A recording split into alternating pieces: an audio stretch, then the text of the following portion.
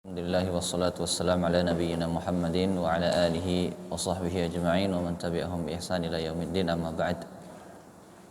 Kita lanjutkan kajian kitab Modul Adab yang ke-8, haramnya namimah, masih pada bab menjaga lisan. Hadis yang ke-10, an Hudzaifah radhiyallahu anhu qala Rasulullah sallallahu alaihi wasallam la yadkhulul jannata nammam. Dari Hudzaifah radhiyallahu anhu, ya, semoga Allah meridhoinya, dia berkata bahwasanya Rasulullah SAW bersabda, la yadkhulul jannata nammam, ya, tidak akan masuk surga nammam, orang yang suka mengadu domba. Ya. Hudzaifah ibn Yaman, ya, Al-Absi namanya, ya. Beliau adalah seorang sahabat dan anaknya anak dari seorang sahabat. Jadi ayahnya ini sahabat juga, ya. Kemudian Hudzaifah ibn Yaman ini juga menjadi pemegang rahasia Rasulullah SAW. Ketika orang-orang menanyakan kebaikan, Hudzaifah ibn Yaman menanyakan fitnah. Kenapa? Agar kita tidak terjatuh pada fitnah tersebut. Sampai Rasulullah SAW mengabarkan kepada Hudzaifah ibn Yaman radhiyallahu anhuma nama-nama atau tokoh-tokoh orang munafik ketika itu. Jadi yang tahu orang-orang munafik, si fulan munafik, si fulan munafik, siapa yang tahu? Hudzaifah ibn Yaman. Sampai-sampai Umar radhiyallahu anhu bertanya kepada Hudzaifah, wahai Hudzaifah, apakah aku termasuk orang yang disebut oleh Rasulullah SAW? Apakah aku termasuk orang-orang munafik? Kata Hudzaifah, tidak. Kemudian Hudzaifah ibn Yaman meninggal pada tahun 36 Hijriah, pada masa akhir kekhalifahan Utsman ibn Affan. Sebagian mengatakan pada masa awal kekhalifahan Ali ibn Abi Thalib. Kemudian kita lanjutkan kepada penjelasan hadis. Berkata Ibnu Athir rahimahullahu taala, namimah adalah menukil pembicaraan suatu kaum untuk disampaikan kepada orang lain dengan tujuan untuk merusak hubungan di antara mereka. Jadi menyampaikan pembicaraan suatu kaum kepada orang lain dengan tujuan apa? Merusak hubungan, atau istilah kita adu domba. Perkataan Ibnu Athir bisa antum lihat pada kitab Bahrul Muhit, syarah Sahih Muslim, jilid yang ketiga, halaman 260. Dan Allah Subhanahu wa taala juga mencela orang yang memiliki sifat ini atau berperangai seperti ini. Bahkan Allah Subhanahu wa taala melarang kita untuk mendengarkan perkataannya. Allah Subhanahu wa taala berfirman dalam surat Al-Qalam, "Wala tuti' kulla hallafim mahin, hammazim masya'im binamim." Wala tuti', dan janganlah kamu ikuti kulla hallafim mahin, setiap orang yang banyak bersumpah lagi hina. Jangan ikuti orang-orang yang suka bersumpah. Hammaz, jangan ikuti orang-orang yang suka mencela. Masya'im binamim, ini syahid kita. Masya'im binamim, jangan ikuti orang-orang yang kesana kemari menghamburkan fitnah, tukang adu domba. Disebutkan oleh Imam Ibnu Katsir rahimahullahu taala, maksud dari perkataan masya'im binamim yaitu orang yang melakukan adu domba di antara manusia, menyebarkan benih permusuhan di antara mereka, dan membuat fitnah. Bagaimana kita menghadapi orang yang seperti ini, menghadapi namam, menghadapi orang yang suka mengadu domba.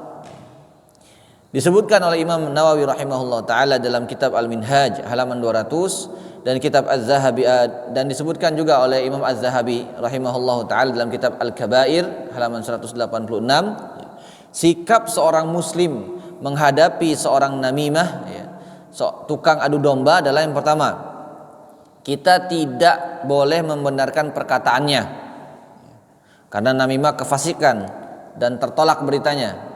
Yang kedua, melarangnya dari perbuatan tersebut dan memberikan nasihat akan buruknya perbuatan namimah atau perbuatan adu domba. Itu yang kedua. Yang ketiga, tidak berburuk sangka kepada saudaranya. Maksudnya bagaimana? Kalau ada si A, dia pergi ke si C mengatakan,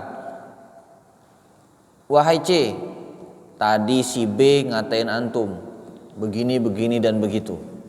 Nah, kita jangan sampai jadi berburuk sangka kepada siapa? Kepada A apa sama B? Kepada A sama apa atau B? Kepada B. Kita gunakan yang di sini biar lebih enak. Ada si fulan ini pergi ke Aman. Dia katakan, Aman, aku tadi dengar kamu dihina, dikatain tadi sama si siapa? Yusuf.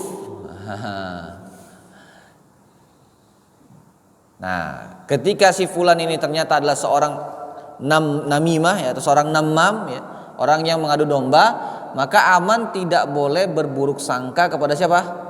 Pada Yusuf. Kita nggak boleh berburuk sangka kepada Yusuf atau kepada saudaranya. Itu yang ketiga. Yang keempat adalah tidak mencari-cari, ya, atau mengorek-ngorek nukilan tersebut. Tidak perlu dicari Aman, tidak perlu dicari-cari kebenarannya. Kalau ada orang datang, si fulan bilang, Aman, kamu dihina sama Yusuf, begini begitu. Nah, sudah, tidak perlu dicari-cari, ya. Ada apa benar dihina seperti itu? Apa benar seperti itu? Tanya sini, tanya situ, tidak perlu, ya. Yang kelima, harusnya kita murka kepadanya karena hal tersebut dimurkai di sisi Allah Subhanahu wa taala. Kalau ada orang datang terus bilang ke kita, Syafiq, tadi kamu dihina begini. Kata, ittaqillah, katakan begitu, ya. Bertakwalah kamu kepada Allah, ya. Jangan menyebarkan adu domba. Kemudian yang keenam, tidak menceritakan namimahnya. Jangan malah diceritakan lagi, ya. Nah, inilah sikap kita ketika menghadapi seorang pengadu domba, ya. Adapun makna hadis, ya, tadi Rasulullah SAW bersabda, dikatakan la yadkhulul jannah, tidak masuk surga orang yang mengadu domba. Apa maksud tidak masuk surga di sini? Ya. Tidak masuk surga di sini dijelaskan oleh Imam Nawawi rahimahullahu taala dalam kitab Al-Minhaj halaman 200, ya. Makna la yadkhulul jannah, tidak masuk surga, ada dua makna. Makna yang pertama, jika makna yang pertama, orang tersebut, ya, tukang adu domba tadi tidak masuk surga bersama orang-orang yang beruntung. Siapa orang-orang yang beruntung? Yang masuk surga tanpa masuk neraka, langsung masuk surga. Itu orang-orang yang beruntung. Nah, orang ini, si namam ini, ya, tukang adu domba tadi, tidak masuk surga bersama orang-orang yang pertama, bersama orang-orang yang beruntung. Artinya apa? Dia dimasukkan dulu ke dalam neraka. Dan itu tentunya, ya, akidah kita bahwasanya orang yang melakukan dosa besar dan dia bertauhid kepada Allah, maka keadaannya nanti di akhirat tahta masyiatillah, ya, di bawah kekuasaannya Allah, di bawah kehendaknya Allah. Jika Allah Subhanahu wa taala Al-Ghafurur Rahim, ya, yang Maha Pengampun lagi Maha Penyayang mengampuninya, maka dia langsung masuk surga. Tapi kalau Allah Subhanahu wa taala tidak memaafkannya, maka dia harus masuk ke dalam neraka dulu, ya, dibersihkan dosa-dosanya, baru dia masuk ke surga. Semoga Allah Subhanahu wa taala memasukkan kita ke surga tanpa harus masuk ke dalam neraka. Masuk surga tanpa hisab kalau bisa. Amin. Semoga Allah Subhanahu wa taala memasukkan kita ke surga tanpa hisab. Itu luar biasa itu ya, kenikmatan yang sangat besar. Nah, itu makna hadis la yadkhulul jannah. Ya. Makna yang pertama itu, bahwasanya dia tidak masuk bersama orang-orang yang beruntung. Makna yang kedua, la yadkhulul jannah, dia tidak masuk surga, benar-benar dia tidak masuk surga selama-lamanya. Itu makna yang kedua. Namun makna yang kedua ini, ya, jika orang tersebut mengetahui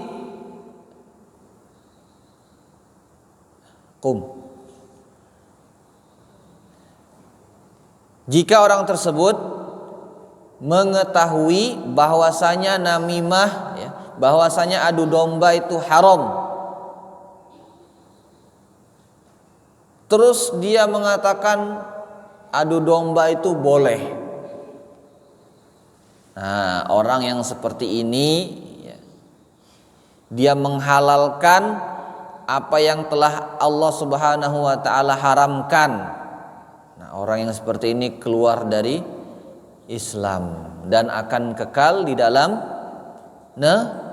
neraka. Na'udzubillah min dzalik. Kemudian hadis ini juga ada riwayat lain. Dalam Sahih Bukhari dikatakan la yadkhulul jannah qattad. Yang di riwayat Muslim namam, di riwayat Bukhari qattad. Kedua-duanya sama memiliki nama, memiliki arti atau makna tukang adu domba, tapi ada perbedaan sedikit, ya. Disebutkan dalam syarah Adabul Mufrad, ya, jilid pertama halaman 416 tentang perkataan Al-Hafiz Ibnu Hajar Al-Asqalani tentang perbedaan antara qattad dan namam. Qattad itu, ya, seseorang yang menukilkan suatu berita dalam keadaan dirinya itu hadir dalam sebuah kisah. Dia benar-benar hadir di majelis, atau dia benar-benar hadir ketika orang itu menghina, gitu ya. Adapun namam ini orang yang mendengarkan suatu berita dengan cara menguping, tidak diketahui kehadirannya. Jadi dia tidak hadir di dalam majelis, cuma mendengar saja, menguping. Kemudian kandungan atau faedah hadis ini, yang pertama, sepantasnya bagi orang yang mendapatkan seseorang yang berbuat namimah agar tidak membenarkannya. Langsung nasihati, ittaqillah. Kenapa antum mengadu domba kami, gitu ya. Kalau ada nanti teman antum datang terus bilang, antum dihina sama si fulan, antum dikatain begini begitu, jangan dengarkan ucapannya. Yang kedua, barang siapa yang menghalalkan namimah dalam keadaan dia mengetahui bahwasanya namimah itu haram, niscaya Allah Subhanahu wa taala akan mengharamkan baginya surga. Namun jika dia tidak, ya, jika orang tersebut tidak menghalalkan perbuatan namimah, dia tahu namimah itu dosa, ya, namun dia masih melakukannya dan dia tidak menghalalkannya, maka orang tersebut di bawah kehendak Allah Subhanahu wa taala. Jika Allah Subhanahu wa taala menghendakinya akan diazab, ya, maka akan diazab. Tapi kalau diampuni, maka dia masuk surga. Yang ketiga, wajib bagi kita membenci namimah, karena Allah Subhanahu wa taala juga membencinya, bahkan memerintahkan kita untuk tidak mengikutinya. Surat apa tadi? An-Nisa. Surat Siapa yang bisa bacakan? Yusuf. Jangan nyontek.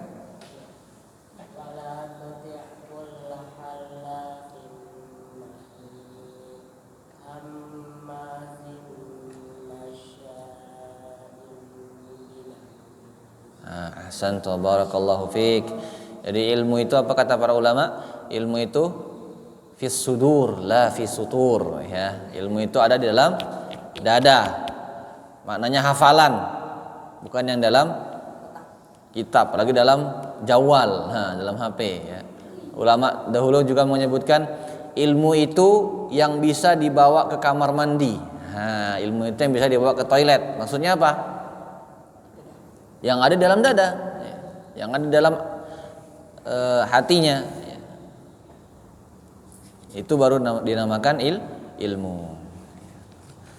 Wallahu ta'ala a'lamu bis-shawab. Wallahu ta'ala a'lamu bis-shawab. Jam berapa azan Isya? Bisa ada satu lagi nih. Isya jam 7.33 bisa. Kita lanjutkan yang ke-9, berbakti kepada kedua orang tua ya. Hadis ke-11. An Abdullah bin Mas'ud radhiyallahu anhu qala sa'altu Rasulullah sallallahu alaihi wasallam ayyul amali afdalu qala ayyul amali afdal qala as-salatu liwaqtiha qala qultu thumma ay qala birrul walidain qala qultu thumma ay qala al jihadu fi sabilillah muttafaqun alaih. Dari sahabat yang mulia Abdullah bin Mas'ud radhiyallahu anhu ia berkata, ijlis ya Abdul Ghani, barakallahu fiik. Dari Abdullah bin Mas'ud radhiyallahu anhu ia berkata, sa'altu Rasulullah sallallahu alaihi wasallam, aku bertanya kepada Rasulullah sallallahu alaihi wasallam, ayyul amali afdal? Amalan apakah yang paling utama, yang paling afdal? Qala, kemudian Rasul sallallahu alaihi wasallam menjawab, as-salatu liwaqtiha. Salat tepat pada waktunya. Qala qultu thumma ay? Kemudian aku bertanya lagi, lalu apa lagi wahai Rasulullah? Qala birrul walidain. Rasul SAW menjawab, birrul walidain, berbakti kepada kedua orang tua. Qala qultu thumma ay? Lalu aku bertanya lagi, lalu apa lagi wahai Rasul? Qala al jihadu fi sabilillah. Kemudian Rasul SAW menjawab, al jihad ya, atau berjihad di jalan Allah ya. Muttafaqun alaih. Hadis riwayat siapa kalau muttafaqun alaih? Bukhari dan Muslim. Barakallahu fikum. Abdullah ibn Mas'ud. Siapa yang tahu Abdullah ibn Mas'ud?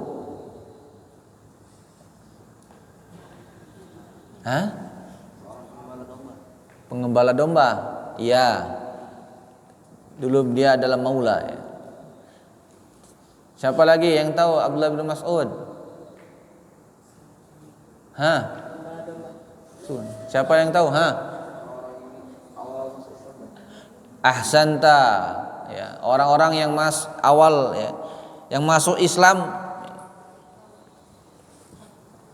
di masa ya, di awal masa masuk Islam ya, di awal-awal Islam itu tersebar ya, ketika di Mekah ya, dia sudah masuk Islam. Ada lagi? Siapa yang tahu Abdullah bin Mas'ud radhiyallahu an?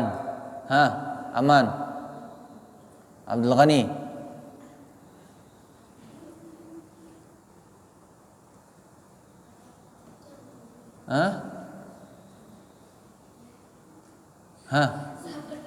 Ahsan. Itu anak kecil juga tahu ya. Siapa lagi? Abdullah bin Mas'ud. Enggak termasuk dia. Masuk dia. Siapa lagi? Hadisnya banyak juga ya Abdullah bin Mas'ud. Siapa lagi? Siapa lagi? Ya, siapa lagi yang mengetahuinya tentang Abdullah bin Mas'ud radhiyallahu anhu?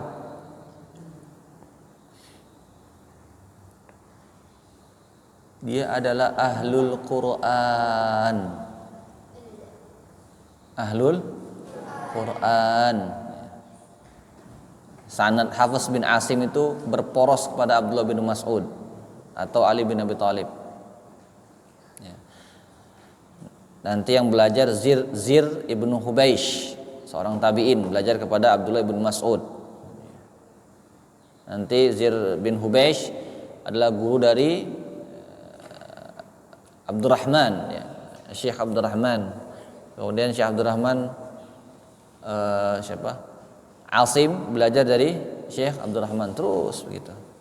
Ada lagi, siapa Abdullah bin Mas'ud? Kakinya seberat gunung Uhud.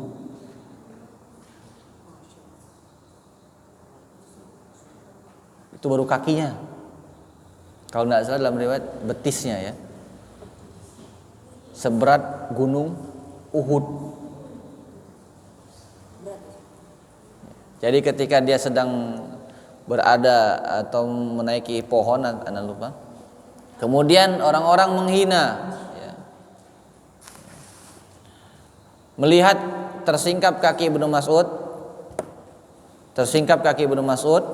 dan kakinya kecil, ditertawakan sama orang-orang. Kemudian Rasulullah SAW mengatakan bahwasanya kakinya Ibnu Mas'ud itu seberat apa? Gunung Uhud. Luar biasa. Gunung gimana antum? Ya. Nah, ini juga dalil bahwasanya nanti yang ditimbang itu adalah tubuh, ya, tubuh kita yang ditimbang. Allahu a'lam. Dia juga ahli Al-Qur'an, dia juga termasuk sahabat yang ikut hijrah dari Mekah ke Madinah. Juga termasuk sahabat yang menghadiri, ya, yang ikut perang Badar. Terkumpul padanya banyak keutamaan, ya. Radhiyallahu anhu. Di sini kita melihat, ya, bahwasanya para sahabat radhiyallahu anhum, mereka itu punya semangat besar, ya, untuk beramal. Tahu dari mana?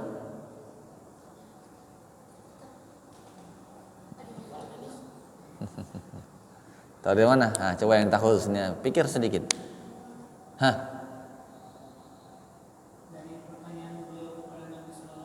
Ahsanta wa barakallahu fiik. Ya. Tahu dari mana kita bahwasanya mereka para sahabat radhiyallahu anhum, ya, punya semangat yang besar dalam beramal? Tahu dari mana? Pertanyaannya Abdullah bin Mas'ud salah satunya. Kalau Abdullah bin Mas'ud tidak punya perhatian yang besar terhadap suatu amalan, maka tidak akan bertanya. Ya kan? Orang yang bertanya itu kan membutuhkan sesuatu kan. Jadi bertanya. Kemudian dalam hadis ini juga menjelaskan bahwasanya, ya, amalan itu bertingkat-tingkat dalam keutamaannya. Jadi ada amalan yang lebih utama dari amalan yang lainnya. Dan semakin tinggi keutamaan suatu amalan, itu semakin dicintai oleh Allah Subhanahu wa taala. Semakin besar keutamanya, maka semakin dicintai oleh Allah Subhanahu wa taala. Dari mana taunya? Dari riwayat yang lain. Riwayat yang lain mengatakan, masih hadis ini, ya, di riwayat lain mengatakan ayyul a'mal ahabbu ilallah. Amalan apa yang paling dicintai oleh Allah? Di buku ini ayyul amal afdal. Amalan yang paling utama. Sehingga semakin tinggi keutamaan suatu amalan, maka semakin dicintai oleh Allah Subhanahu wa taala, ya. Kita baca sedikit hadisnya. Jawaban Rasulullah SAW ketika ditanya oleh Ibnu Mas'ud radhiyallahu anhu dengan jawaban amalan yang paling utama, ya, adalah sholat pada waktunya. Nah, ini perhatikan baik-baik, ya. Ditanya amalan apa yang paling afdol, dikatakan apa jawaban pertama? Sholat pada waktunya. Padahal ada amalan yang lebih afdal, apa? Bertauhid kepada Allah, beriman kepada Allah.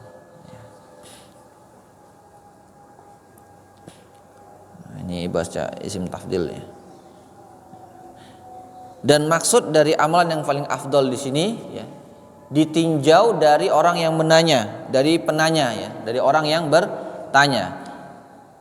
Di hadis lain dan banyak hadis yang semisal ini ya, di antaranya hadis Abu Hurairah radhiyallahu anhu ya, beliau bertanya ayyul amali afdal ya. Mana amalan yang paling mulia? Dijawab oleh Rasul apa? Imanun billahi wa rasulih ya. Beliau menjawab beriman kepada Allah dan Rasulnya. Summal jihadu summa hajjun mabrur ya. Lalu berjihad kemudian haji mabrur ya. Dan hadis dari Abdullah bin Amr bin Al-As ya radhiyallahu anhu bahwasanya Rasulullah SAW bersabda ayyul muslimina khair ya. Musliman yang paling baik qala man salimal muslimu min lisani wa yadihi. Yang orang muslim yang paling baik adalah yang orang lain selamat dari lisan dan tangannya ya. Sehingga nanti keutamaan beramal itu ya, jawaban dari Rasulullah SAW tentang pertanyaan keutamaan ya, atau amalan yang paling utama itu ya, dilihat dari orang yang bertanya. Ada orang bertanya, apa amalan yang paling afdol? Jawaban Rasul apa? Jangan marah. Ya. Ada lagi bertanya seperti ini, apa amalan yang paling afdol? Jawaban Rasul apa? Salat pada waktunya. Ada yang lagi bertanya, apa amalan yang paling afdol? Amalan yang paling afdol adalah seorang muslim ya, yang dia tidak mengganggu saudaranya. Apa amalan yang paling afdal? Amalan yang paling afdal adalah beriman kepada Allah dan Rasulnya. Sehingga berbeda-beda ya.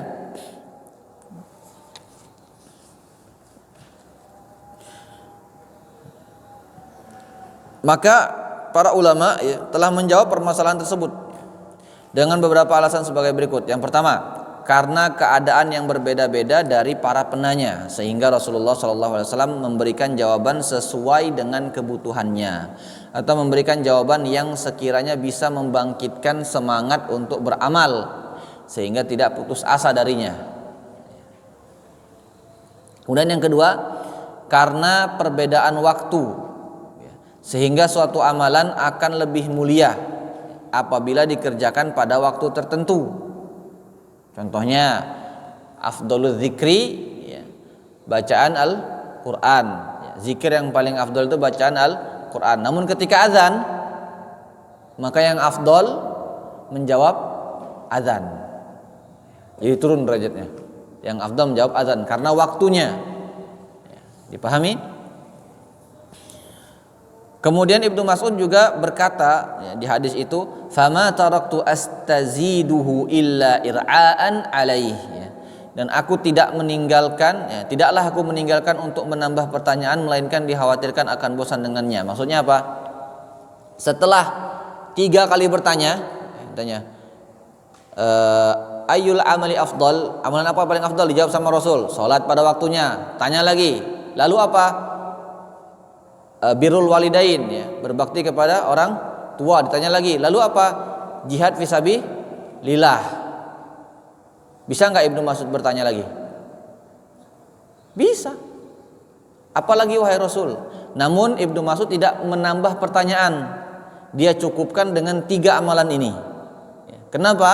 Karena khawatir nanti akan menjadi bosan, menjadi futur, menjadi malas. Orang kalau mengamalkan yang sedikit itu mudah apa susah? Mudah. Sehingga dengan kemudahan itu ya diharapkan menjadi istiqomah. Tapi kalau amalannya langsung banyak, antum dikasih sehari, Rifki hari ini hafalkan 10 lembar. Bisa mungkin hari ini hafal, besok langsung futur ya. Futurnya selama-lamanya. Nah, tapi kalau Rifki hafalkan 1 halaman hari ini, besok 1 halaman, terus seperti itu. Nah itu ya, lebih bagus, membuat orang lebih semangat. Kemudian kandungan hadis yang pertama adalah seutama-utama hak-hak Allah yang wajib setelah tauhid adalah apa? Salat. Dakwah Rasul pertama kali la ilaha illallah, dakwah tauhid. Kemudian setelah dakwah tauhid apa? Perintah yang diturunkan pertama kali apa? Salat. Kemudian yang kedua, bersegera untuk salat di awal waktu lebih utama daripada bersenggang waktunya. Karena bersegera untuk melaksanakan sholat merupakan syarat amalan tersebut paling dicintai oleh Allah Subhanahu wa taala. Apa tadi? As-shalatu liwaqtiha. Kemudian yang ketiga, seutama-utama hak seorang hamba adalah hak kepada kedua orang tua. Yang keempat, seorang penanya hendaknya melihat kondisi orang yang ditanya. Jangan sampai memperbanyak pertanyaan, karena dikhawatirkan orang yang ditanya akan merasa bosan.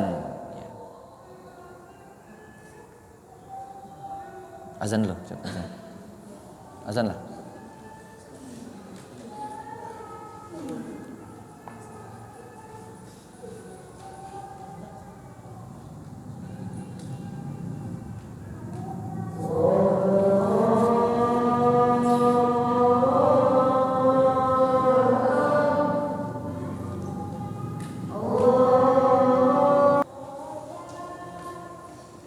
Afwan, tadi ada keliru domir ya.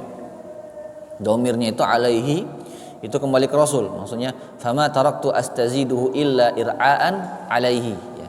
Tidaklah aku meninggalkan untuk menambah pertanyaan, maksudnya tidaklah aku menambah pertanyaan lagi illa ir'aan alaihi ya, melainkan karena aku khawatir nanti alaihi kembali ke Rasul. Aku khawatir nanti Rasul akan bosan. Kalau antum ditanya terus-terusan bosan jawabnya.